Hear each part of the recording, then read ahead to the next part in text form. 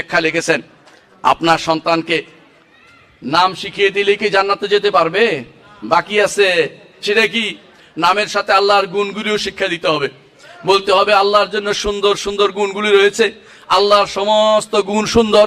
আল্লাহর গুণগুলো নাম থেকে যেমন এসেছে, আলাদাভাবে এসেছে, তেমনি ভাবে কোন কোন কর্ম থেকে আল্লাহর গুণ সাব্যস্ত হয়। আল্লাহ তাআলা কোরআনে কারীম বলেছেন, ওয়ালিল্লাহিল ইজ্জাতু ওয়ালি রাসূলিহি ওয়ালিল মুমিনিন। আল্লাহর জন্য ইজ্জত রয়েছে, ইজ্জত গুণটি সাব্যস্ত হয়েছে যেমনই ভাবে, তেমনি ভাবে আল্লাহর জন্য আরো সাব্যস্ত হয়েছে সালাত।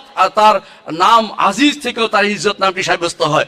একটি গুণ তার নাম থেকে যেমন হয়, কখনো কখনো সরাসরি গুণ হিসাবে আসে, কখনো কখনো কোন কর্ম থেকে আল্লাহর জন্য সেই গুণটি সাব্যস্ত হয়। যেমন আল্লাহ তাআলা বলেছেন, ফায়ান্তাকিমুল্লাহু মিনহু, ইন্তিকাম আল্লাহর সিফত, সেটা আল্লাহ তাআলা কোরআন থেকে বলে দিয়েছেন। এর অর্থ হচ্ছে আল্লাহর গুণগুলো একটা দুটি নয়। সন্তানকে শিক্ষা দিবেন আল্লাহর গুণের কোনো শেষ নাই।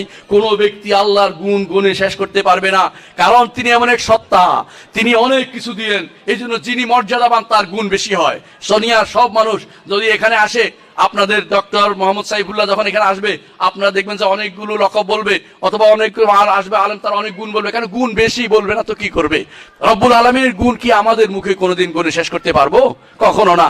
অথচ দুনিয়ার বুকে মানুষ এদেরকে ছোট কাল থেকে শিক্ষা দিবে।